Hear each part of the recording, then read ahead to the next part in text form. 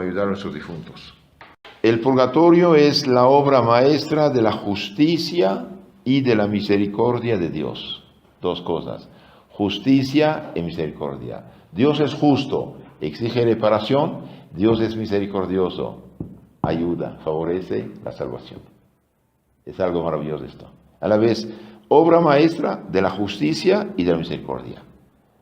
¿Por qué? Porque San Juan en el Apocalipsis 21-27 dice que nada manchado puede entrar en la Jerusalén celeste, este es en el paraíso.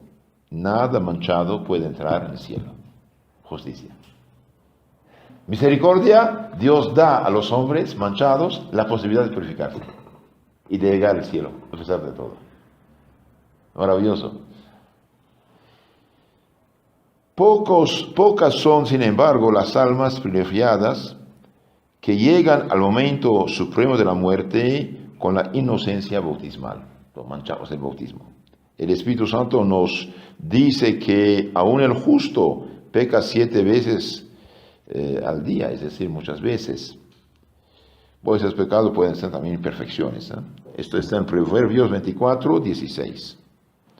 Todos faltamos y nos manchamos con muchas culpas, si no mortales, por lo menos veniales. Hace rato dijimos el pecado venial no separa de Dios, pero debilita el alma, predispone el pecado mortal. Entonces todos nos manchamos al menos con pecados veniales.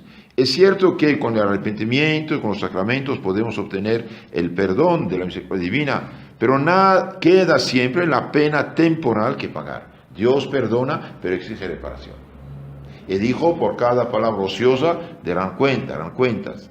Eso significa que Dios no nos deja con libertad total de hacer lo que queremos. Dios pedirá cuenta, la libertad no es absoluto. Hoy, si una diosa de la libertad, soy libre de hacer lo que quiero, no es verdad. No estoy libre de hacer lo que quiero. Puedo hacer tonterías, pero no tengo derecho de hacerlas. Es cierto que con el arrepentimiento, dijimos, y con los sacramentos podemos obtener el perdón de la misericordia divina, pero queda siempre la pena temporal que pagar. Para ello no es suficiente la pequeña penitencia que nos impone el confesor y las pocas penitencias y mortificaciones que nosotros mismos hacemos voluntariamente. No es suficiente. En la iglesia primitiva, por un pecado mortal, se daba años de pan y agua. Penitencias muy grandes, muy fuertes. Pero con la decadencia de la fe, decadencia de las costumbres, decadencia del espíritu cristiano, estas penitencias espantan a la gente. Pero las penitencias que hacemos son pocas. Por eso podemos ofrecer nuestro trabajo como penitencia. Eso ayuda. Nuestro trabajo, nuestras penas, nuestros dolores, nuestras dificultades en el tráfico, todo ofrecerlo al Señor. Ofrecerlo con fragilidades. Además, ¿quién nos asegura que en el momento de la muerte podremos lavar todas las culpas, aun las veniales, con una buena confesión?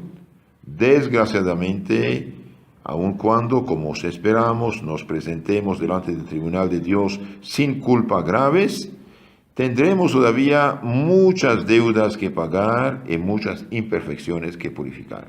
Entonces, bien, la justicia de Dios no nos puede admitir imperfectos como estamos y manchados a la bienaventuranza eterna, al goce purísimo de su visión. Entonces nos rechazará como rechaza de sí a quienes mueren en pecado mortal y son condenados al fuego eterno. Y bien, no. De un lado Dios no quiere rechazarnos, del otro lado no puede permitirnos. Entonces, ¿cuál solución tiene? Por ser Dios, Dios tiene medios y posibilidades. Y bien, si la justicia de Dios es infinita, también lo es su misericordia. He aquí el purgatorio, donde las almas muertas, o separadas del cuerpo más bien, en gracia de Dios, pero llenas aún de escorias, de imperfecciones y deudas temporales que pagar, encuentran el modo de purificarse y hacerse dignas del premio eterno. De un lado hay mancha, hay escoria, hay cicatriz del pecado. Del otro lado, Dios quiere nuestra salvación. Y del otro lado, su justicia reclama reparación. Entonces, ¿qué hace? Posibilidad de purificarnos. Es algo maravilloso esto. Realmente es algo fabuloso, algo fabuloso. Agradezcamos a Dios este gran don que es el último de la cadena preciosa de su misericordia infinita, y que un día nos permitirá subir puros y limpios a esta visión beatífica, a esta dicha divina, del cual el hombre que en el paraíso goza. Ustedes saben, un error conduce a otro error y otros problemas. Por desgracia, nuestros pobres protestantes engañados por Lutero no rezan por sus difuntos. ¿Por qué? Porque Lutero en su locura, en lugar de seguir la iglesia, bien siguió a los fariseos que en el año más o menos 70 rechazaron 7 libros del Antiguo Testamento. En tiempo de Cristo, el Antiguo Testamento tenía 46 libros, ¿sí? Unos escritos en hebreo, otros pocos en arameo o en griego, pero la Biblia llamada la 70, que usaban los judíos de habla griega y los mismos apóstoles de su tiempo de Cristo usaban esta versión, esta traducción de la Biblia, tenía 46 libros, entre ellos los 2 libros de los Macabeos. Y bien, el año 70 después de Cristo, la sinagoga ya no tiene validez. El Viernes Santo, cuando Cristo murió, se rasgó el velo del templo, se acabó el Nuevo Testamento, el Antiguo Testamento, ¿sí? Entonces, los judíos verdaderos, los apóstoles de Cristo que eran judíos, la sinagoga del tiempo de Cristo tenía 46 libros en el Antiguo Testamento, entre ellos los 2 libros de los Macabeos, donde hablan del purgatorio o de los difuntos, rezar por los difuntos. El año 70 después de Cristo, la sinagoga ya no tiene validez. Estamos en el Nuevo Testamento, ¿no? Entonces, los fariseos y sus discípulos hicieron una junta y excluyeron de la Biblia Antigua Testamento 7 libros. ¿Por qué? Porque no estaban escritos en hebreo supuestamente, como si Dios no podría también hablar otro idioma. Entonces, Lutero, en su locura, en lugar de seguir la sinagoga de los apóstoles y la iglesia que sucede a la sinagoga del Antiguo Testamento y que es la autoridad establecida por Jesucristo, bien siguió a los discípulos de los fariseos, rechazó 7 libros de la Biblia, entre ellos los 2 libros de los Macabeos, donde se habla del purgatorio. A veces dicen, ¿dónde está el purgatorio en la Biblia? Bien, el purgatorio no está en la Biblia protestante, o al menos claramente. ¿Por qué? Porque sacaron este libro de su Biblia. Cuando un protestante lee la Biblia falsificada, mutilada, bien, no tiene el libro de los Macabeos. Por lo tanto, no sabe que sí se puede usar, rezar por los difuntos, y este es algo agradable a los ojos de Dios. Siempre la humanidad rezó por los difuntos, incluso los mismos paganos. Hay algo. Cuando una creencia es universal en todos los pueblos, todas las religiones, todas las civilizaciones, todos los continentes, significa que esto viene de la revelación primitiva que Dios hizo a Adán y Eva. Cuando algo es universal, por ejemplo, en muchas religiones se ve el árbol, una mujer, un hombre, una serpiente. Entonces significa que esto es el pecado original, es universal, viene del tiempo. Entonces siempre la iglesia rezó por los difuntos, siempre los pueblos rezaron por los difuntos, y este culto de los difuntos es algo sí cristiano, bíblico e histórico al mismo tiempo. Y por tanto la creencia en un lugar de expiación y purificación de las almas en el más allá se remota no solo a los orígenes de la iglesia, sino aún a los comienzos de la humanidad. El mismo Lutero, aun negando soberbiamente el purgatorio, debió reconocer esta creencia tan antigua y universal que es consagrada por la tradición de la fe y por la misma razón humana. Esta creencia se encontraba ya entre los pueblos paganos, como lo atestiguan, por ejemplo, los mayores escritores del paganismo, Homero, Esquilo, Sófocles, Platón, del lado griego, Virgilio, del lado del romano, y las antiquísimas inscripciones funerarias. Entre los hebreos, por otra parte, la doctrina es afirmada manifiestamente en la Sagrada Escritura, en la que se narra que Judas Macabeo, después de la conquista de Yamnia, hizo una colecta de 12,000 dracmas de plata con la que se ofrecieron sacrificios a Dios en sufragios de los difuntos. Judas Macabeo mandó hacer una colecta, juntaron 12,000 quetzales y mandó comprar ovejas corderos, los mandó a Jerusalén para que se ofrecieran sacrificios por los pecados de los difuntos.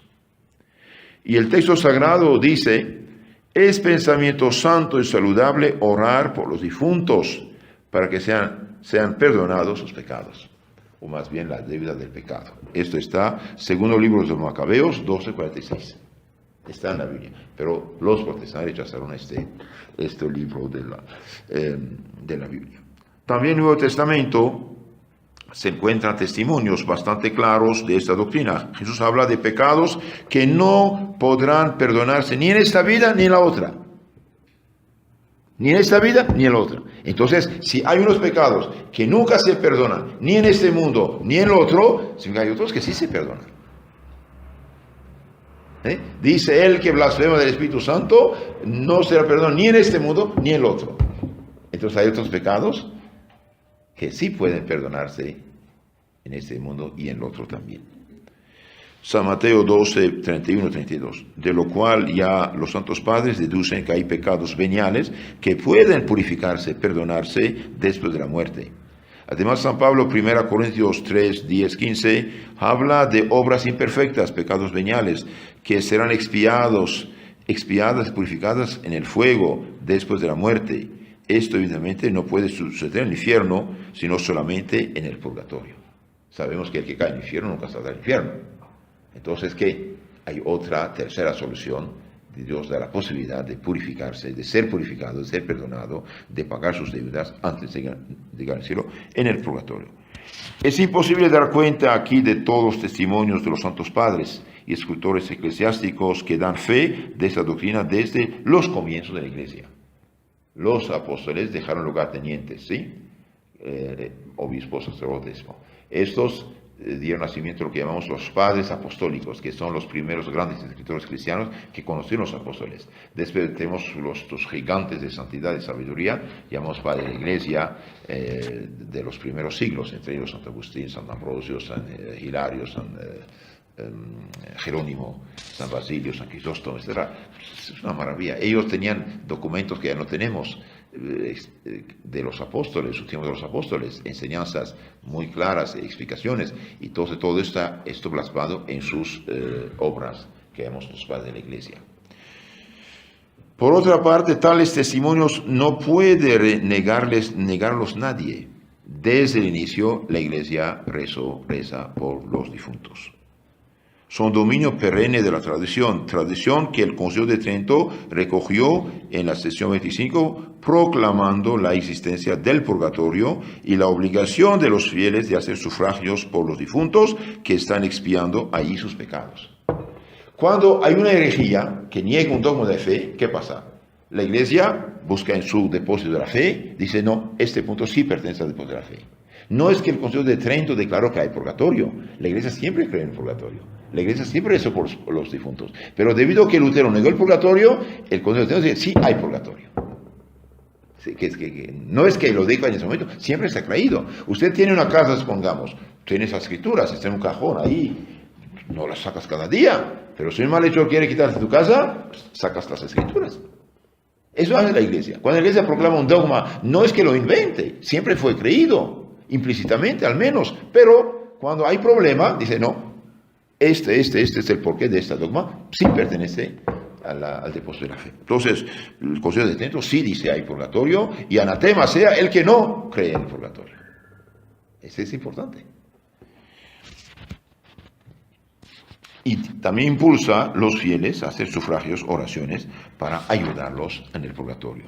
Gran consuelo para nuestro corazón, de hecho. Consuelo también para nosotros, que un día podremos purificarnos de los residuos de toda culpa y fragilidad, y que hoy podemos y debemos unirnos con la oración a nuestros queridos difuntos y ayudarlos con nuestros sufragios. Los difuntos, el momento que el alma se separa del cuerpo, ya no es tiempo de merecer ni de pecar. Cuando los justos lleguen al cielo, ven a Dios cara a cara, es imposible ya de pecar. ¿Sí? Están confirmados en gracia. Y los condenados al infierno ya no tienen tiempo de arrepentirse. quedan fijados en el estado en que estaban. Y los que están en más allá ya no pueden pecar, los buenos. Y los pecadores no pueden convertirse tampoco. Entonces, los que están en el purgatorio no pueden ya hacer algo para sí mismo. Es como una persona caída en un pozo, no puede salir. Hace falta que alguien de fuera lo ayude. ¿Sí? Entonces, los difuntos están en el purgatorio, lugar de fuego, purificador, están hasta que sean purificados. Si nosotros los ayudamos, qué bueno. Y si no hacemos, qué desgracia para ellos, porque pueden durar. Las penas del purgatorio. Lo hemos escuchado, pero es bueno explicar un poco.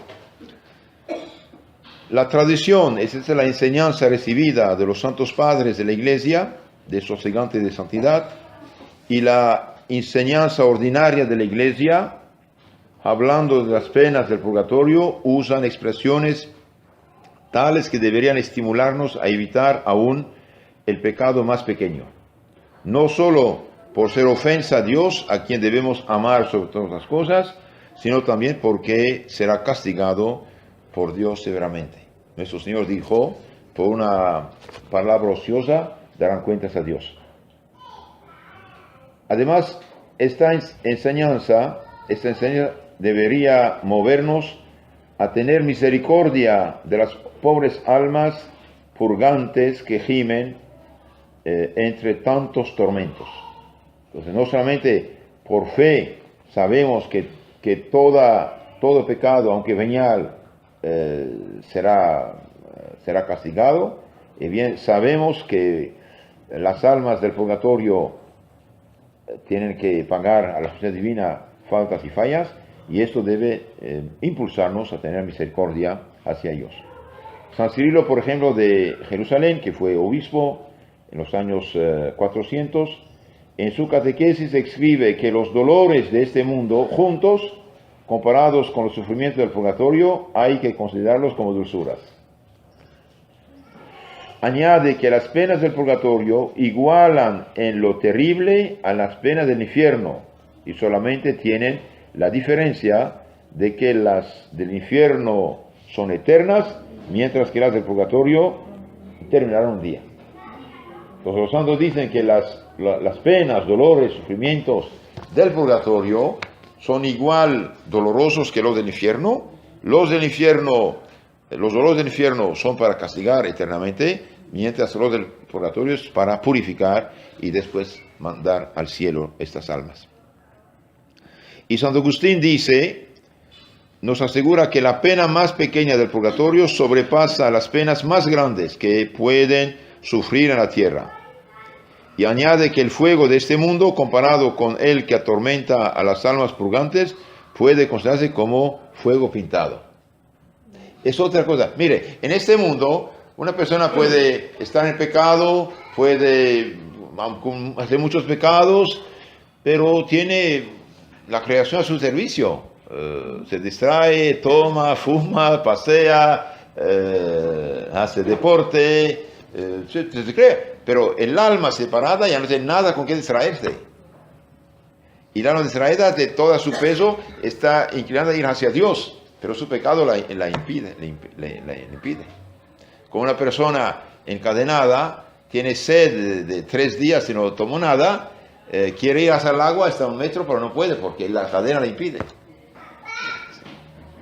El alma separada no tiene nada con qué distraerse. Y todo lo que grabó en disco duro, vamos a decir, todo lo que grabó en su inteligencia está ahí. Y lo atormenta. Dice, tonto que fui, dice. ¿Qué hice? Pero, entonces sí sufren, y sufrimientos tremendos.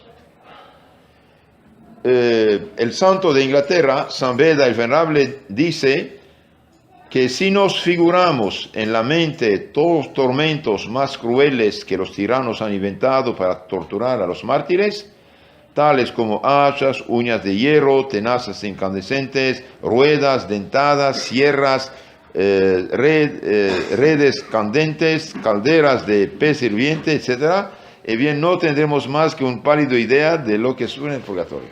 De veras el sufrimiento es tremendo. La haría uno loco cuando uno piensa en esas cosas. Y precisamente por saber esas cosas, los santos están vacunados contra el pecado. Y precisamente quitar el miedo al infierno, el miedo al purgatorio, es un crimen. Porque este quita todo obstáculo en el freno de la inmoralidad. No digo que todos los protestantes son así, hay gente sincera entre ellos, pero cuando dicen, cree en Cristo, está salvo, uno puede decir, haga lo que haga, no me importa, estoy salvo ya. Y no es verdad, es mentira. Un solo pecado mortal separa de Dios. Hoy, por ejemplo, decir que Dios es tan bueno y misericordioso que todos salvan, no hay problema. Bien, sí hay problema. Dios no cambia de plan. Dios dijo, por una palabra ociosa darán cuentas a Dios. Una palabra ociosa, fíjese. Ahora, cuando hay pecados graves por el medio. Y precisamente porque los cristianos del pasado sabían esas cosas, hacían tanto esfuerzo para no jugar con el pecado. Tomaban en serio el evangelio que decía, si tu mano, tu ojo, tu pie es ocasión de escándalo, córtalo, arráncalo. Y hoy ya no. Hoy nosotros mismos pagamos para que la corrupción del mundo neopagano venga a corrompernos a nosotros, a nuestros hijos en nuestras propias casas. Un padre de familia, una madre de familia que pone, por ejemplo, televisión o internet ilimitado en la mano o cuarto de todos los hijos, etc., es un imprudente de primera. Por ejemplo, a la noche quiten el internet, apaguen el wifi. Si no, el pobre muchacho, no sé, se despierta, se va a hacer quizá, y de brincar de uno a otro puede llegar a un mundo totalmente diabólico, de vicios y pecados, cuidado. Y si a ustedes un día un tonto de mal amigo le manda un celular, no, en su celular, ¿cómo se llama? Un video, un mensaje, algo de estos tontos, no solamente no abrirlo por curiosidad, porque uno se queda a pescar, ¿no? Sino inmediatamente borrarlo y bloquear a ese mal amigo, que no sirve. Que nadie diga, yo soy fuerte, no peco, esto yo no es para mí. Usted puede tener 80 años y como un niño te agarra el demonio con esas cosas y te neutraliza y te hace caer. Por eso nuestro Señor dice, si tu mano, tu ojo, tu pie es ocasión de escándalo, arráncalo, aléjalo. Más vale ir al cielo con un ojo que en dos ir al infierno. Si ustedes están en un grupo, no sé, Facebook, WhatsApp, no sé qué, y que te mandan tonterías y medias, y que usted está atacado, tentado, salga de ahí, bloquea esas cosas. Es importante, uno poco a poco, no cae de un golpe, pero poco a poco puede caer muy bajo. Entonces aquí dicen que realmente los más grandes tormentos de este mundo son poca cosa en comparación del más pequeño del purgatorio. El Señor ama. Dios mío, ¿cuál es la razón de estos dos tormentos tremendos? ¿Cuál es la razón?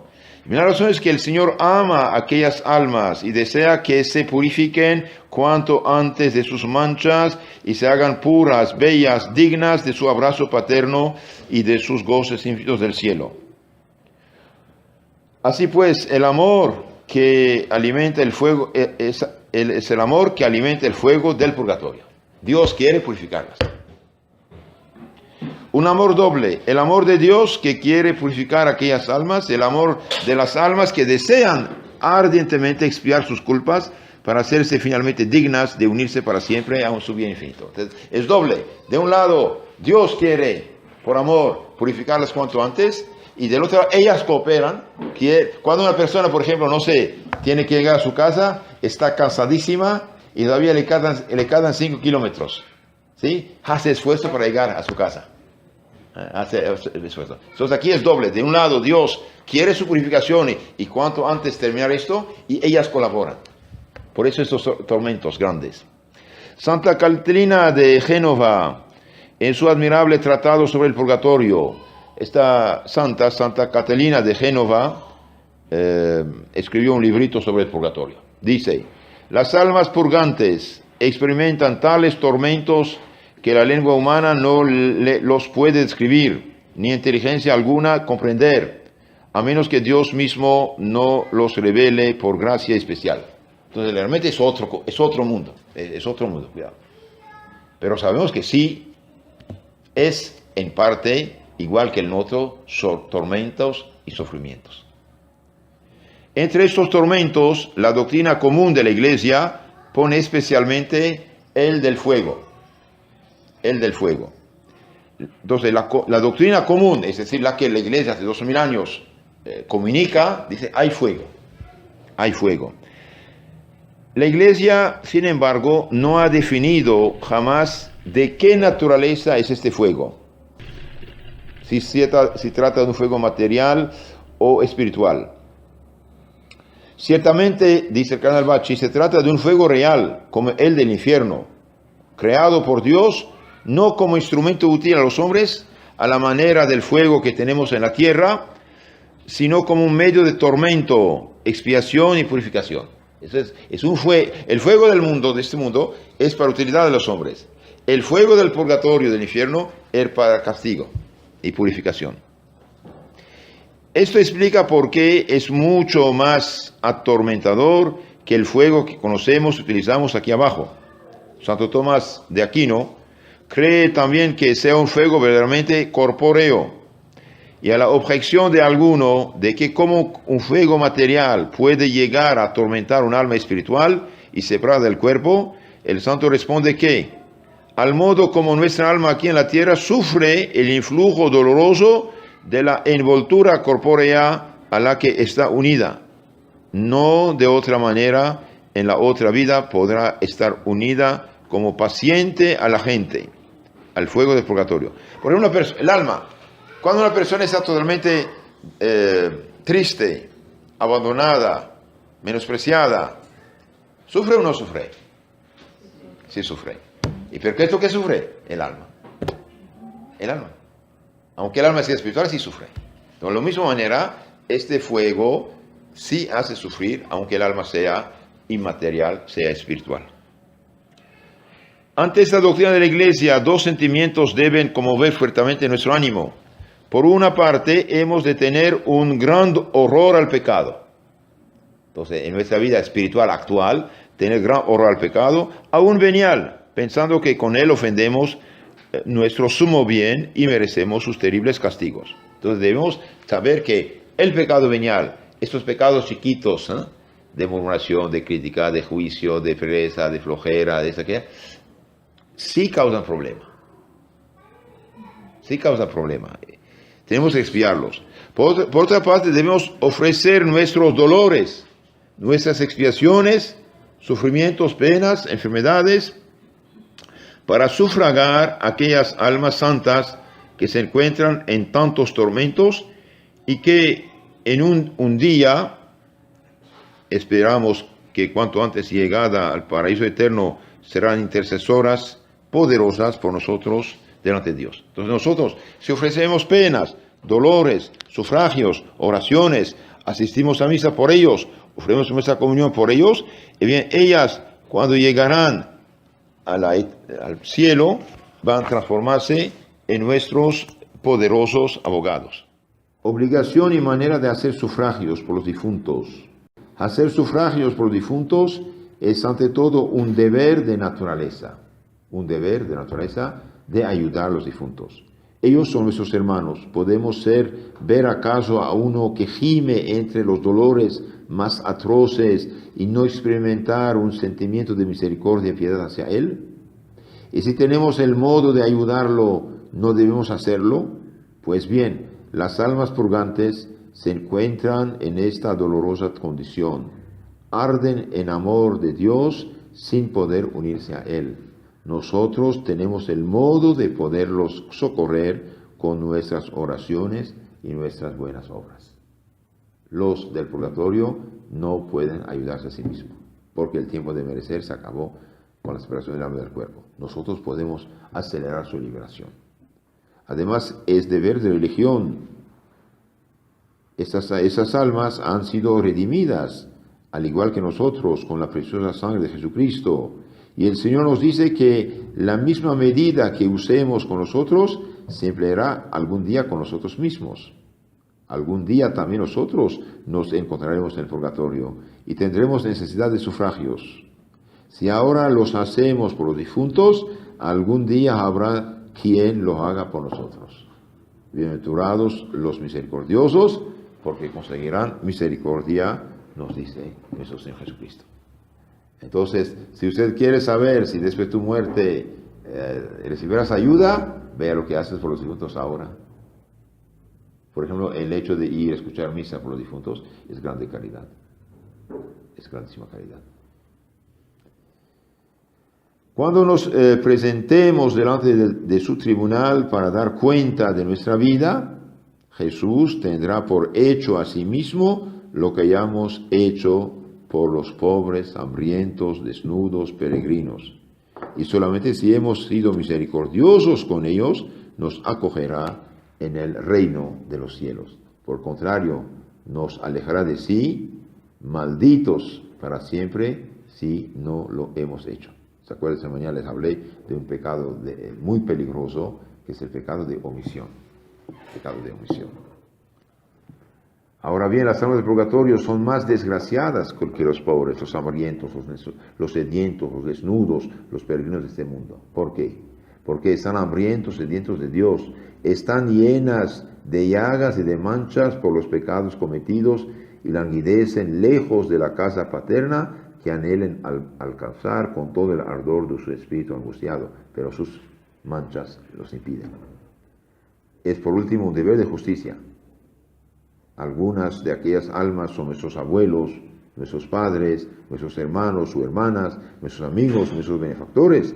Quizás se encuentran en aquel lago de dolor porque nos han amado demasiado, porque han querido acumular dinero por nosotros, o porque han cedido a nuestros malos ejemplos. En estos casos nos debe mover no solo un motivo de caridad, sino una razón de justicia que nos obliga a ofrecer por ellos nuestros sufragios. Eso también es importante. Entonces, las almas del purgatorio, además de ser cristianas, de ser miembros del cuerpo místico de Cristo, entre ellos hay gente que puede ser nuestros abuelos, seguramente, nuestros padres, nuestros hermanos, benefactores, amigos, y están en esta angustia, en esta necesidad, y nosotros no hacemos nada o poco por ellas. Mejor hacer de más que de menos. Si hacemos más, si está en la gloria, que bueno, nada está perdido. Y si hacemos menos, está en el purgatorio, imagínense. Imagínense. Ahora, veamos un poco más a fondo cómo ayudar a nuestros santos, nuestros difuntos, con qué ayudarlos. Primero de todos, en la Santa Misa. Segundo, las misas gregorianas. Tercero, Santo Rosario. Cuarto, Agua Bendita. Quinto, oración San Miguel Arcángel. Sexto, las indulgencias. Séptimo, las limosnas. Y octavo, las obras de caridad. Y noveno, oraciones. Con todo esto medio se puede ayudar a los difuntos. Es el folleto número 12. ¿Cómo ayudar a nuestros difuntos? Son muchas las maneras con las que podemos ofrecer sufragios por los difuntos. 1, con la oración. 2, con la misa. 3, con las obras. Lo sintetiza. La oración, este es el medio más fácil posible a todos. Donde quiera uno puede rezar y pedir.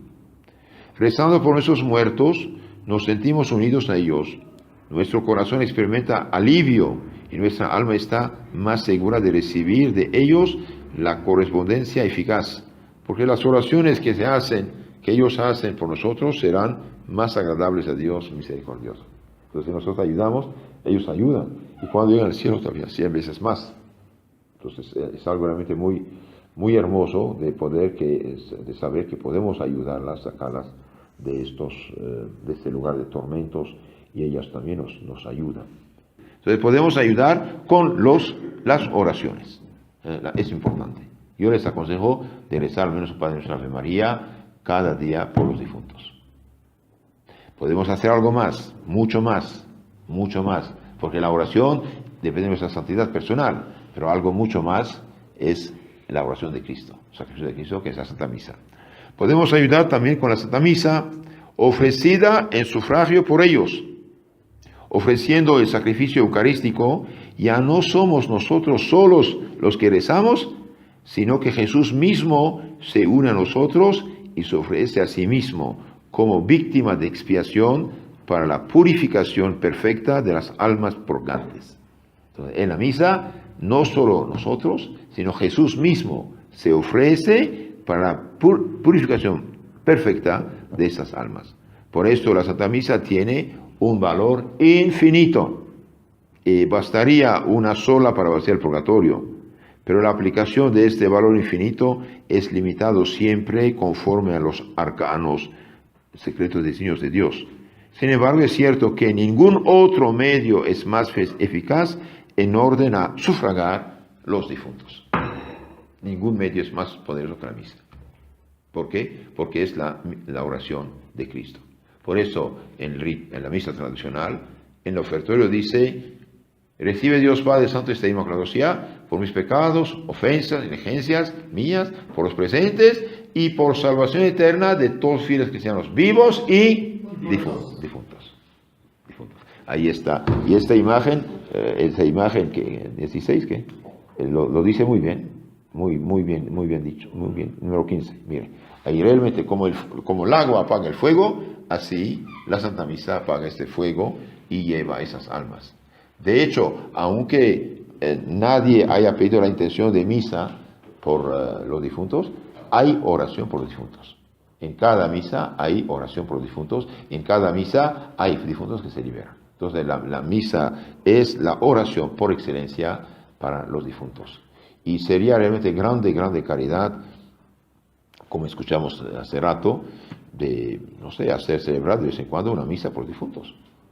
Si usted la hace celebrar, está bien. Si hace celebrar, escuchas, mejor todavía, porque eso también apoya tu oración con la de la Santa Misa. Y también la misa gregoriana. ¿Saben de qué trata la misa gregoriana? La misa gregoriana viene del Papa Gregorio.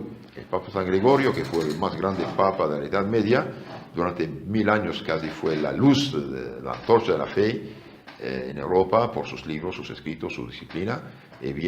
Una vez celebró 30 misas por un difunto. Y al celebrar el número 30, Dios le hizo ver el alma de este difunto subir como una paloma del purgatorio al cielo. Por eso se llama misas gregorianas. Ahora, esas misas gregorianas no pueden interrumpirse. Un sacerdote que empieza la misa tiene que seguir 30 días sin ninguna interrupción. Y si interrumpe por cualquier cosa, tiene que reempezar otra vez. Tiene que ser misas gregorianas. Pero si no se pueden ser gregorianas, al menos misas normales por los difuntos. Es de mucha importancia. Otro medio de ayudar a los difuntos son las buenas obras ofrecidas a este fin. Buenas obras. Toda acción virtuosa, además del mérito de la recompensa, tiene un poder expiatorio para las deudas contraídas con Dios. Entre nuestras buenas obras que podemos ofrecer por las almas del purgatorio, notemos de modo particular la Sagrada Comunión. Ofrecer su comunión por los difuntos. Las penitencias voluntarias, los inevitables dolores de la vida presente, sufridos con resignación, los actos de paciencia con el prójimo, de sumisión a la voluntad de Dios, de misericordia. Todo esto ayuda a los difuntos como en forma de sufragio. Entonces, Sagrada Comunión, penitencias voluntarias, dolores de la vida presente, sufridos con resignación, actos de paciencia, sumisión a la voluntad de Dios. Los actos de caridad espiritual y corporal, las indulgencias ya plenarias y ya parciales, y en particular la limosna. Todo esto ayuda a los difuntos.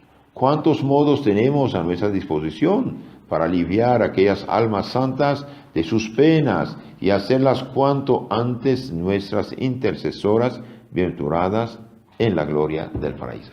En la medida que ayudamos a libertarse un alma, ella sube al cielo, se hace nuestra protectora, intercesora en el cielo.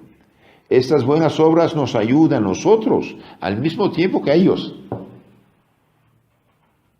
A nosotros es provechoso y a ellos también. Entonces, doble beneficio. A nosotros, que con la Sagrada Comunión nos unimos siempre más estrechamente a Dios. Con las limosnas nos despegamos de las riquezas, purificamos nuestro corazón de los afectos a las cosas terrenas. Con las penitencias y mortificaciones domamos nuestros apetitos desordenados. y nuestras pasiones, y al mismo tiempo ayudan también a esas almas por quienes ofrecemos su valor satisfactorio para que puedan purificarse cuanto antes de sus manchas, gozar de la alegría inefable y de la visión beatífica de Dios. Lo que, hermanos, hay varios modos de ayudar a los difuntos. Dichosos somos si aprovechamos de todo esto. Entonces veamos un poco más en este librito del cardenal Bacci, cómo ayudar a los difuntos. Dice el santo, además de la pena de sentido de que hemos hablado en la meditación precedente, las almas purgantes sufren otra pena mucho más grave que los teólogos suelen llamar la pena de daño. San Juan Crisóstomo escribe que la pena de daño, esto es, la necesidad ardiente e insatisfecha de unirse al sumo bien que es Dios, constituye para las almas purgantes un tormento mucho más angustioso que el fuego de 100 infiernos. Los pulmones están hechos para respirar, ¿sí? El pájaro para volar. La piedra que cae va hacia el suelo. El agua va hacia el mar, ¿sí? Y bien, las almas, una vez separadas del cuerpo, de toda su fuerza van hacia Dios. Y no pueden, por estas escorias, por estas manchas que tienen. Entonces, de esto les hace sufrir mucho. Además de las penas de tormentos, penas de sentido, tienen esta pena de... Ellos tienen una sed tremendísima de unirse a Dios, y estas manchas, estas imperfecciones, esta deuda, impide de alcanzarlo. Y eso los hace sufrir muchísimo. ¿Por qué? Porque las almas liberadas de su envoltura terrena, que impedía ver en toda su luz las verdades eternas, sienten un impulso incesante e irresistible de unirse con Dios. Entonces, ellos tienen un impulso irresistible de ir hacia Dios. Pero, hay un pero, viendo sus manchas e impurezas, experimenta una angustia terrible por no poder dar rienda suelta a ese su ferviente deseo, por no poder sumergirse en los abismos inefables de la bienaventuranza eterna. Estas almas aman a Dios con un amor inmenso, anhelan unirse a Él, poseer su bien, pero se ven rechazadas por la justicia divina hasta que han expiado plenamente sus culpas. Entonces, de un lado quieren ir, de otro lado, las culpas las retienen. Esto los hace sufrir.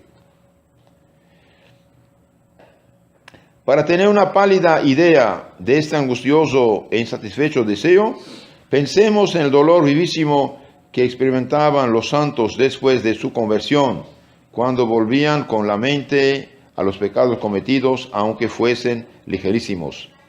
Lloraban delante del crucifijo lágrimas ardientes de dolor y de amor.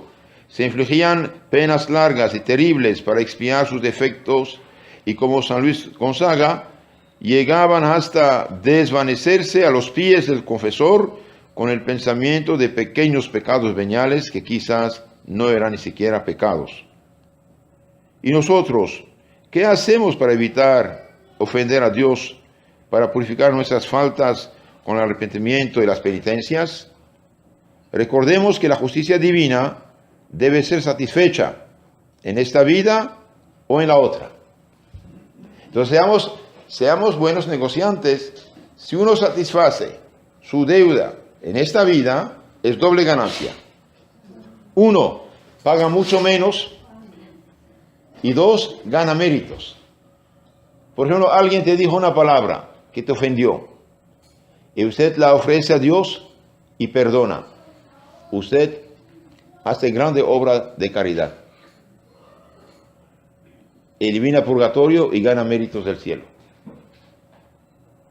Una persona, por ejemplo, que está tentada, en lugar de seguir sus caprichos, hace el contrario y ofrece la misma tentación y se priva de las cosas objeto de la tentación, gana muchos méritos.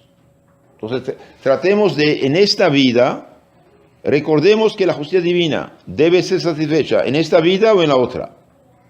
Si no lo hacemos ahora, lo haremos con penas inmensamente mayores en el purgatorio. donde no tendremos ya el beneficio de los sacramentos y de las indulgencias. Hoy, queridos hermanos, esto de la penitencia, del sacrificio, de la abnegación, todo está olvidado. Antes, por ejemplo, se hablaba del santo sacrificio de la misa, santo sacrificio. Hoy se habla de la Eucaristía. ¿La Eucaristía? ¿Quién dice sacrificio? Dice privarse de algo que nos gusta. Usted está enojado con alguien, quiere decirle hasta de qué va a morir. Pero usted se calle, perdona, es con una buena palabra, hace gran obra de caridad. Usted tiene curiosidad de abrir tal o tal mensaje, tal o tal sitio, y usted dice, haga un sacrificio. No, cierro todo ya y voy a rezarme un rosario. Grande beneficio. Usted quiere, no sé, comer con mucho apetito la cosa que te gusta, y bien la dejas en parte y comes lo que no te gusta. Esto es sacrificio. Por ejemplo, hoy puedes ir a misa. Oh, ni modo, no es domingo, no es de obligación, no voy. Si puedes, vaya, usted gana y no pierde. Santa Francisca Romana, como se narra en su vida, tuvo una célebre visión del purgatorio, lo vio dividido en 3 partes. La primera parte es la más lejana del cielo y casi limítrofe del infierno. Entonces en el purgatorio también hay como etapas, hay niveles. Entonces, más lejana del cielo y más cerca del infierno. En ella están penando atrozmente 2 clases de personas. Los mundanos, que habiendo cometido graves culpas, retardaban hasta la muerte su conversión completa. Y además las almas consagradas a Dios, para las cuales aún las culpas más ligeras, las faltas, la vida tibia, las ingratitudes a la gran vocación recibida, constituyen una grave cuenta que pagar con la justicia divina. Todas las almas que más bajo están en el purgatorio son las almas consagradas y los mundanos. ¿Por qué las almas consagradas? Porque tienen que ser más perfectas. Por su estado. Por su estado. Y los mundanos que retrasan su conversión. 2. La región intermedia es la más poblada. En ella las penas de sentido son aún indecibles y el deseo ardiente de purificarse y unirse a Dios es tan inmenso que hace gemir aquellas almas angustiadas, las cuales, sin embargo, no solo están resignadas a sufrir, sino que anhelan aún sufrimientos todavía mayores para poder purificar del todo sus manchas que las tienen separadas de Dios. Y la tercera región son las más cercanas del cielo. En ellas las almas son más santas y más puras. Entonces aquí vemos como tres regiones. La de abajo, los mundanos y los consagrados. Son vecinos del infierno. Sufrimientos terribles. Después los más poblados aquí, sufrimientos terribles. Y después aquí cerca del cielo, sufrimientos sí, pero más ligeros. ¿A dónde iremos nosotros? Vale, pero eso va ascendiendo. Sí. O sale, por ejemplo, los que están abajo. Aquí es más... ¿Salen de una vez arriba o tienen que ir subiendo de etapa hasta arriba? Bueno, pienso que tiene que llegar así. Hay un camino que hacer. Sí. Sí. La región intermedia es la más poblada, dice, la más poblada. En ella las penas de sentido son aún indecibles y el deseo ardiente de purificarse y unirse a Dios es tan inmenso que hace gemir aquellas almas angustiadas, etc. Y la región más cercana del cielo, en ella las almas son más santas y más puras. Las penas de sentido para ellas son más ligeras y apenas existen, pero la incoercible nostalgia de Dios las hace arder en una llama espiritual y las apremia de tal modo que todo instante de separación les parece una eternidad. Como una persona ama mucho a la otra, unos minutos parece una eternidad. Tiene grande deseo y no llegan. Si yo muriese en este momento, ¿a qué región del purgatorio iría a parar? No lo sé. Pero lo que sí sé con certeza es esto, que debo evitar toda mínima ofensa de Dios, que debo expiar con la oración y la penitencia las culpas pasadas. Importante, ¿eh? Debo evitar la mínima ofensa a Dios, expiar con la oración, sacramentos y penitencia las culpas pasadas, y que debo ayudar a las almas purgantes, siendo esto una obra de misericordia entre las que más agradan a Dios. Entonces, ayudar a las almas purgatorio es grande obra de caridad. La persona que ayuda a las almas a salir del purgatorio, bien, ella misma merece un montón de perdón en esa tierra misma. Es algo muy hermoso, muy consolador de saber que sí podemos ayudar unos a otros.